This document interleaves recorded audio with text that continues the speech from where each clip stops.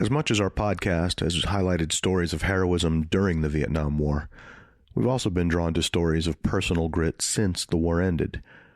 Vietnam veterans changing the VA from the top down, pulling people out of burning buildings and rewriting laws to protect military dogs at the end of their careers. Sisters, wives, and daughters taking on MIA, POW issues, physical and mental health issues, and unexploded ordnance. These après-la-guerre acts of perseverance say as much about the war and its echoes as any first-person combat story or history book. Today's story is about a warrior both on and off the field of combat. It's the story of how the wall was conceived and built against incredible odds by a twice-wounded veteran of 2 tours in Vietnam. Now, you probably know that the Vietnam Veterans Memorial was not a gift from a grateful nation. Like so many other innovations, it was Vietnam veterans themselves who made it happen for each other. And one Vietnam veteran in particular gave birth to that vision and then persevered against the odds to bring the wall into existence. I'm talking, of course, about Jan Scruggs, the founder of the Vietnam Veterans Memorial Fund. In 1982, we had really been through hell in order to be able to break ground at the Vietnam Veterans Memorial. In this episode, Jan recounts his incredible journey from grunt to visionary to target and ultimately to victor. From the Vietnam Veterans Memorial Fund, founders of the Wall, this is Echoes of the Vietnam War. I'm your host, Michael Crone, bringing you stories of service, sacrifice, and healing from people who still feel the impact of that conflict nearly 50 years later.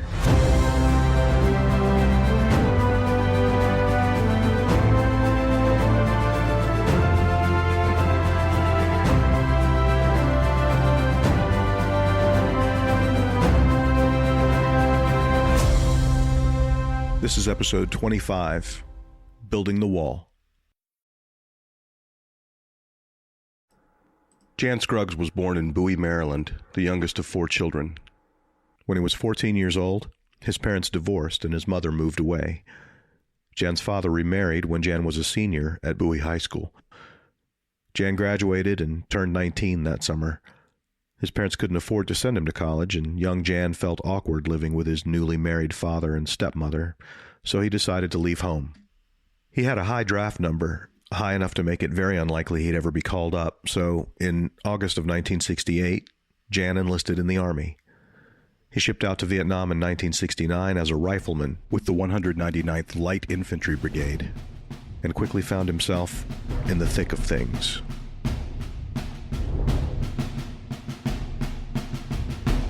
I was pretty seriously wounded under a tree. I couldn't shoot my rifle anymore because my hand was sort of paralyzed. Anyway, somehow I got out of it and said the Lord's Prayer. And if I get me out of this mess, I'll do something nice one of these days.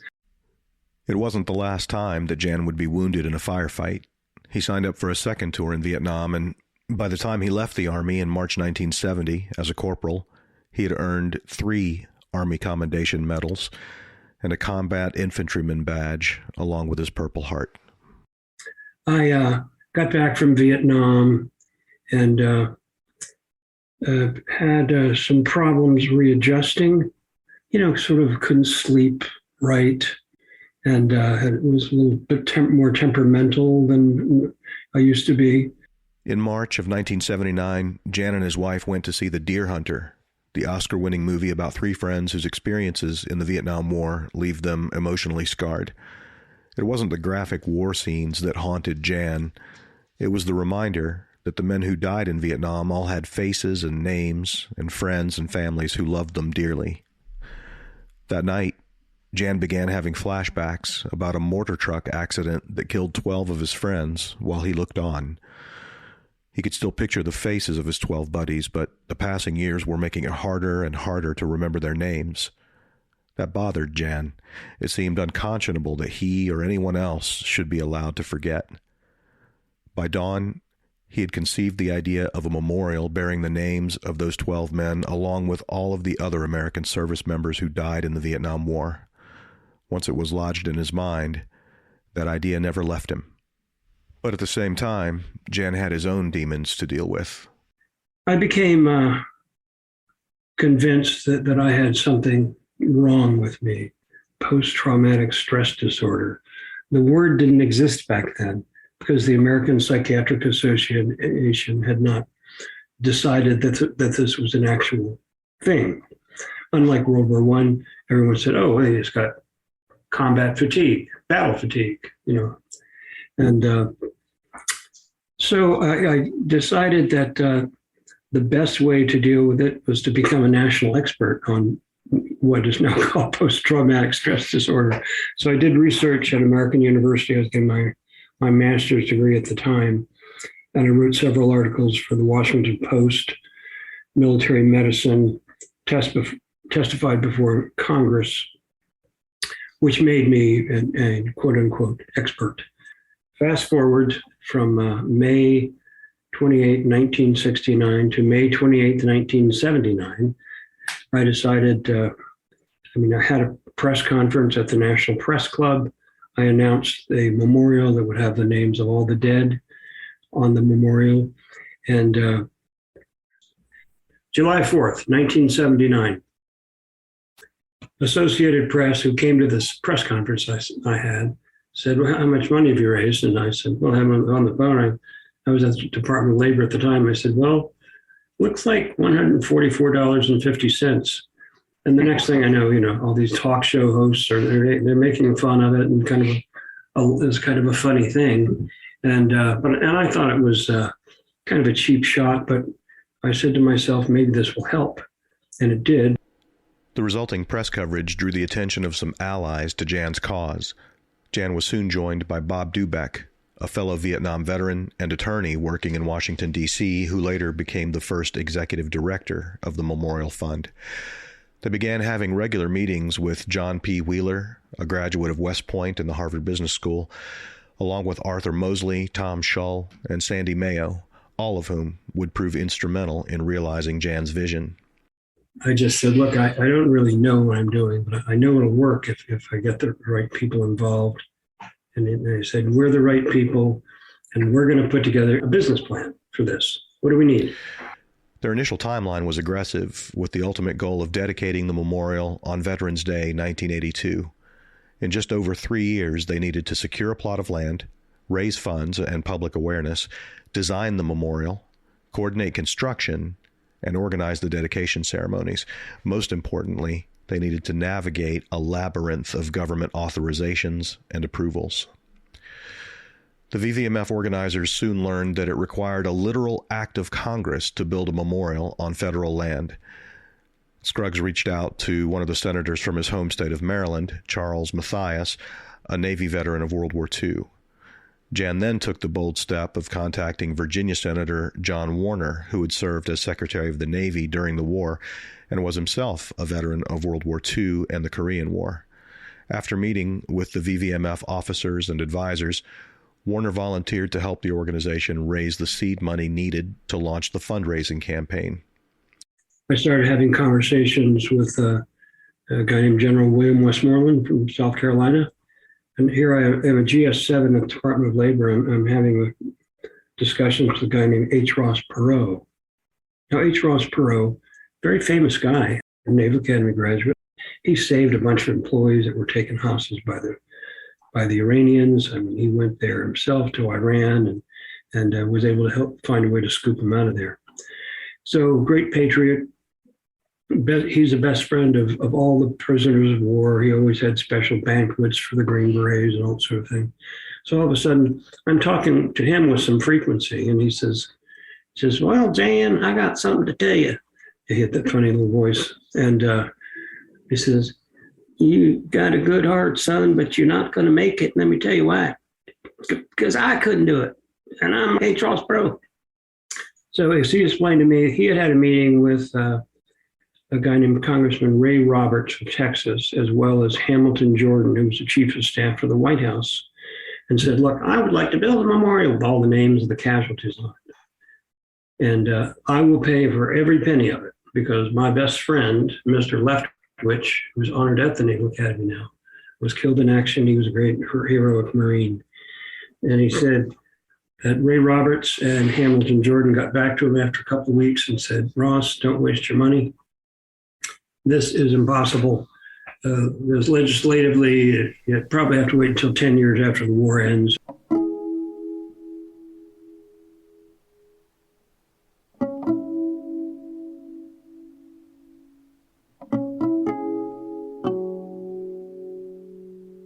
We fought like hell, and we got this legislation introduced in 1979, November 1979, by Senator Charles Mathias.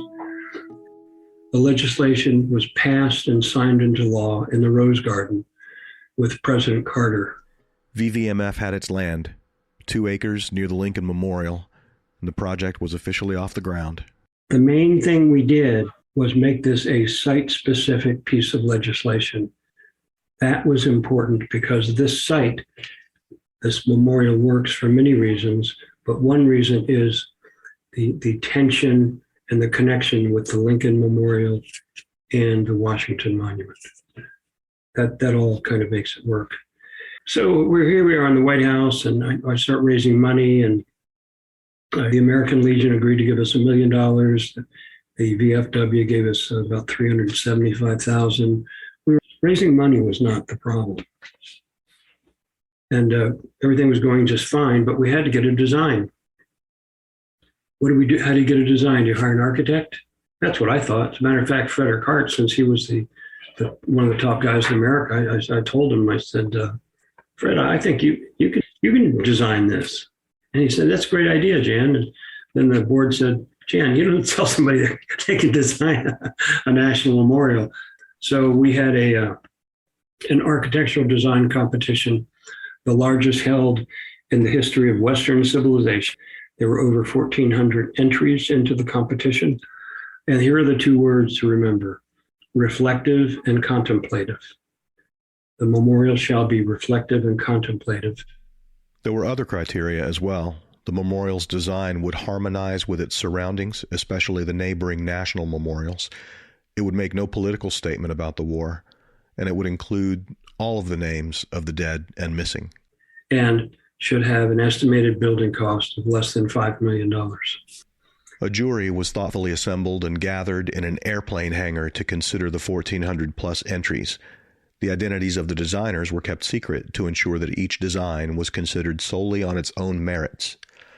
Maya Lin, then an undergraduate at Yale, conceived her design as a park within a park, a quiet, protected place unto itself, yet harmonious with the overall plan of Constitution Gardens. To achieve this effect, she chose polished black granite for the walls. Its mirror-like surface reflects the Washington Monument and the Lincoln Memorial, placing the wall's 58,000 names into a thoughtful historical context.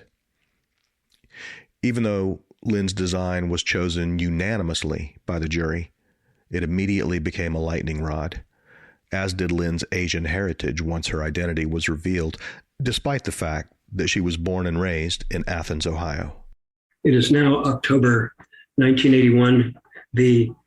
A person who was in the design competition, who was a West Point graduate, said, "This memorial shall not be built because it is the black gash of shame." I have one question for you to answer, ladies and gentlemen. Why is every monument white on the mall, but this one is black? The color of shame. After a short break, Jan and Maya Lin and their allies face mounting opposition to the memorial's design from people with seemingly unlimited power and influence. Stick around.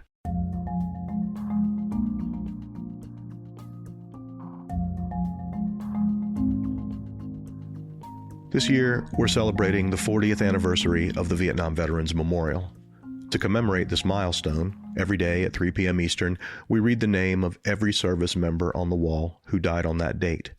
This is in addition to the live, in-person reading of the names that will be held in Washington, D.C., beginning on November 7th. You can visit vvmf.org/ROTN for more information about the daily virtual reading of the names and about the in-person event. We know it isn't easy for everybody to visit the Vietnam Veterans Memorial in Washington, D.C., so VVMF created the Wall That Heals, an exact replica of the wall at 3/4 scale that travels to communities all across America. The Wall That Heals and the mobile education center that travels with it will be in Garner, North Carolina, March 31 through April 3, and in Crawfordsville, Arkansas, April 7 through 10. To see the rest of this year's tour schedule and to learn how you can bring the Wall That Heals to your town, visit vvmf.org. Do you have loved ones who survived the Vietnam War but died after returning home? Did you know you can honor them at the Vietnam Veterans Memorial? We're still accepting applications for the 2022 In Memory Honor Roll through March 29th, so just a few more days. We also have an In Memory Facebook group with nearly 15,000 members, so be sure to join that if you want to feel part of a community of people who've experienced a loss similar to yours. You'll find the In Memory Honor Roll application and a link to the Facebook group by going to vvmf.org and clicking on In Memory. For 40 years, VVMF has led the way to help heal our nation, remember those who gave all, and honor all who served. Our legacy endowment will ensure that we can continue honoring Vietnam veterans for the next 40 years and beyond. We launched the Legacy Endowment with a $500,000 matching gift campaign, the Legacy Challenge. Each new outright gift or gift established through a will will be matched up to 50%, with a maximum of $50,000 matched per gift. All qualifying gifts established or newly identified before November 12th of this year are eligible for the match. Learn more at vvmf.org/legacy.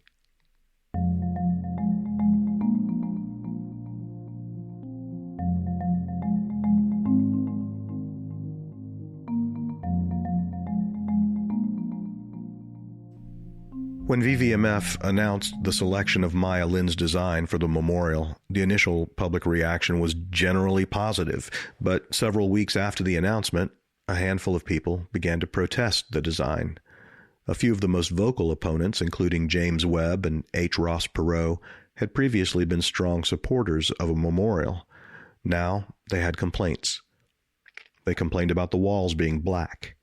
They did not like the idea that it was below ground level. They did not like its minimalist design. They felt it was a slap in the face to those who had served because it did not contain traditional symbols honoring service, courage, and sacrifice. Some opponents simply did not like the fact that Lin was a young student, a woman, and of Asian descent. What could she possibly know about honoring the service of Vietnam veterans? Then, in October 1980, veteran and lawyer Tom Carhart, also a former supporter, testified before the Commission of Fine Arts against the design, saying that one needs no artistic education to see this design for what it is, a black trench that scars the mall with black walls, the universal color of shame and sorrow and degradation. It was an argument that really resonated very quickly. All of a sudden, this becomes a media contest. Washington Post, New York Times, National Review. We are now up against some real adversaries. I mean, people who really have their act together.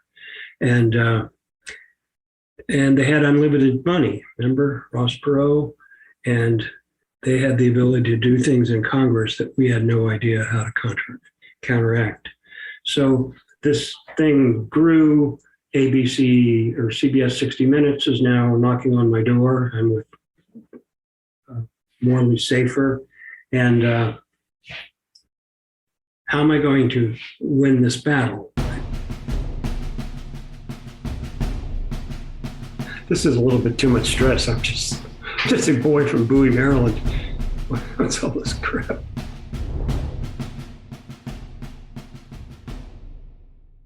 Christmas of 1981, an article appears in the Chicago Tribune, and the article says, this memorial design is terrible, and according to information that my staff has obtained, a member of the American Communist Party was involved in selecting this design.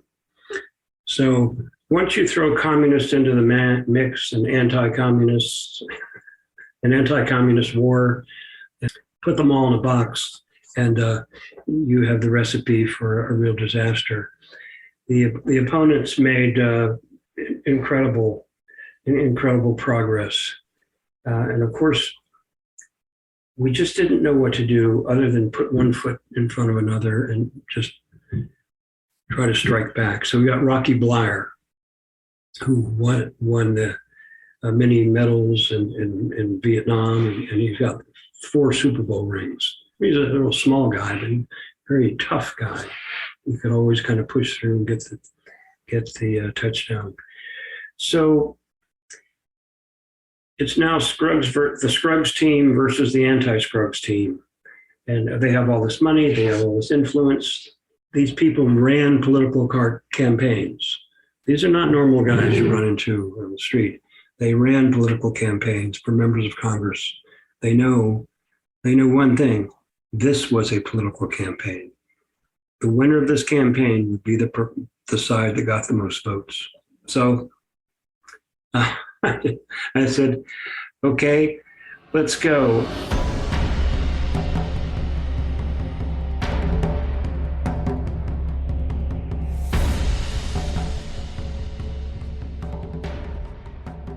Why do you want to make a political statement about the color black? I mean, doesn't that offend black people? As a matter of fact, it did offend many black people, and who stood behind us. One of those people was Brigadier General George Price, one of America's highest-ranking black officers and a retired veteran of Korea and Vietnam. At a meeting in Senator Warner's office, somebody again equated the color black with shame, and General Price had had enough. Black is not a color of shame, he said, and I'm tired of hearing it called such by you. Color meant nothing on the battlefields of Korea and Vietnam. We're all equal in combat. Color should mean nothing now. And then the general made himself unmistakably clear on the matter. Then I got up and jumped his ass like it was a new moon. And I told him, you mention that one more time, I'm going to show you what a black ass will do. I'm going to pull a grenade with the pen out of it and put it in your goddamn mouth. You need to sit down and shut up and let the thing go. And I told Senator Warner, you need to vote for it up or down, one way or the other. We've fooled around with this long enough. He's a very, very tough guy. And we were able to show people, with the help of General William Westmoreland, oddly enough, that when it's polished, black is, Maya Lin said, black is the absence of color. And if it was white, the glare of this from the sun would actually hurt people's eyes. So it had to be black. But if it's black granite, polished black granite, it allows you to see your own face. You know, you can almost shave in it. And that's just the psychological impact of the names for those who see the names that you see almost every day at the wall is because of that. After that, opposition to the color black decreased in volume, but other complaints continued to percolate. Eventually, the United States Congress got involved.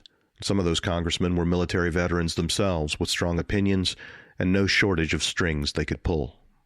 Jeremiah Denton got involved, who was a senator from Alabama, who I think won the Medal of Honor, along with Admiral Stockdale, who was the CEO of the Citadel in South Carolina. Jim Webb, he became Secretary of the Navy, and it was a presidential candidate. I mean, this is not some of them were really radical people. I mean, politically radical people. And anyway, so Congress says to Secretary Watt, do not give them a construction permit. Even though legislation had already passed granting VVMF space on the National Mall, no ground could be broken without a construction permit. Jan's adversaries were using the bureaucracy to try and force a different design for the memorial. I'm told to get my troops and we'll have a meeting on Capitol Hill. And I talked to Ross Perot and he says, yeah, I'll be there with my guys and, we'll try to work this thing out. And they get in there and everyone's got an identical 3x5 card. My name is Joe Blow and I am against the memorial design because it's they had rehearsed and choreographed the whole thing. They wanted the memorial white, above ground, with a flagpole through the center. It wouldn't have worked like this works, but we were trying to find a way to compromise.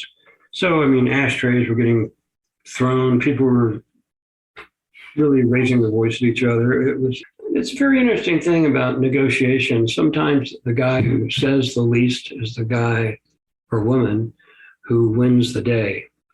So the guy who was there on our team was General Michael S. Davison, and he was a very famous World War II hero and was also the superintendent of West Point, or the commandant of cadets. Commandant of cadet, very tall guy, looks like he was out of a movie. And he says, "Ladies and gentlemen, I've listened to your arguments. Let's end this right now. We need a traditional element attached to this memorial design, a statue of the American fighting man." And I'm sitting there waiting for what else is going to happen. Ross Perot says, "Wait a minute. I know Felix de Weldon. He did the World War II memorial." He says, if you can keep him sober long enough, he'll put together a hell of a statue." VVMF agreed to the statue compromise and to adding a flag, but they couldn't wait for the statue to be designed before breaking ground. Otherwise, they would never reach their dedication deadline of November 11th, 1982. Over several tense weeks, more debate followed until the Commission of Fine Arts and the National Capital Planning Commission gave their approval for a statue and flag in concept, pending suitable placement for those elements. But Secretary Watt is not quite finished, and neither are the opponents. We get a call and says, "Look, you're not going to get a construction permit," because Secretary Watt just got 22 phone calls from members of Congress. So we'd run out of tricks. I mean, if they would have stopped the groundbreaking, they would have had the political momentum to stop the entire project. So the only thing we had was a guy named Tom Shull, who was a 1973 graduate of West Point.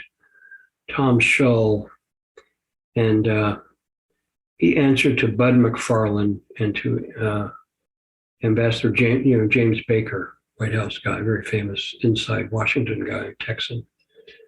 And Tom Shull went over to the Secretary of the Interior's office, met with a guy named Bill Horn, and basically said, "Bill, I'm here representing the President of the United States, and I want the construction permit." So the guy said, "Well, okay."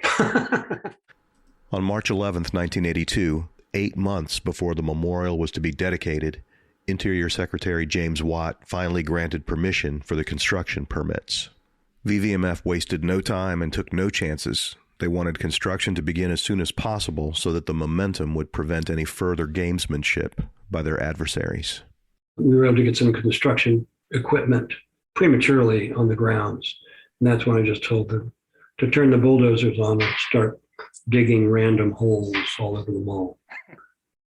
Yeah, even during the construction, there were threats. They were trying to get parents to try to file a lawsuit against us, claiming they couldn't use the name of their deceased son on a memorial. I mean, these guys wouldn't stop. And in the middle of this whole thing, 60 Minutes was there. Tom Batag is a guy who was a producer. And he says, "Yeah, these guys are coming at me, telling me that you guys are taking millions of dollars and taking weekend trips with your girlfriends and doing all this stuff." And they say, we here at 60 Minutes don't put any credence in all of that, but I want you to know you got some real enemies out there. And I said, "Yeah, I figured that out."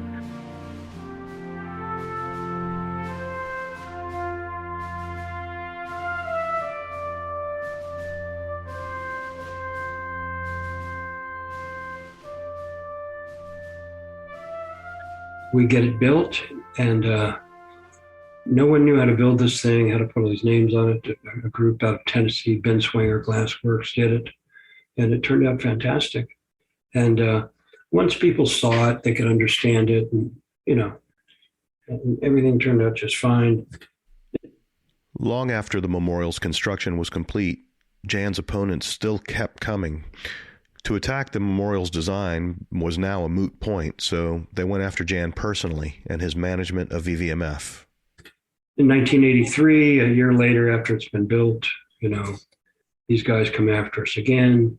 Local TV channel in Washington, they had a reporter who had won a Pulitzer or a Peabody Award, and he said, they took the money from the Vietnam Veterans Memorial. They spent $4 million for the memorial, another $4 million for themselves. And I said, "Oh shit! I had no idea we did that." And they just kept coming. And the last time they came at us was the 10th anniversary of the Vietnam Veterans Memorial. I had a two-person staff, and Peter Jennings, I was told by a friend at ABC News, had decided to target us for Sweeps Week. That's when all the networks compete. The great story. They were going to do a story on Jan Scruggs and the Vietnam Memorial being a bunch of crooks and all that, so forth and so on. And they did, and it was. But we did a lot of work with them before they ran it. And it had a happy ending, but that was the end of that.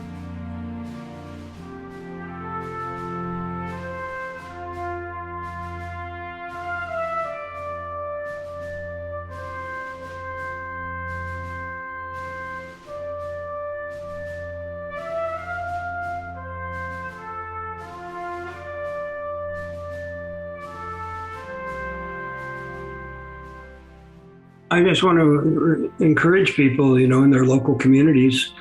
You may have something you want to do or build, or maybe a homeless shelter, a shelter for animals, a monument, something nice that helps people. I would just encourage you to do it. Life is short. The years kind of go by. But if you sort of dig your foxhole and invite others to join it, you can do great things, and I hope that I inspire somebody to do just that. In 1985, Jan Scruggs, along with Arthur Joel L. Swerdlow, published To Heal a Nation, the story of Jan's effort to get the Vietnam Veterans Memorial built. In 1988, that book became an NBC Movie of the Week starring Eric Roberts as Jan Scruggs. Jan retired from VVMF in 2015. He and his wife Becky live in Annapolis, Maryland. Thanks for listening to the official podcast from the founders of The Wall in Washington, D.C. If you're enjoying these stories, tell a friend or two to check us out. Or better yet, leave us a rating or a review wherever you get your podcasts. That's the most powerful way to help new listeners find us. We'll be back in 2 weeks with more stories of service, sacrifice, and healing. See you then.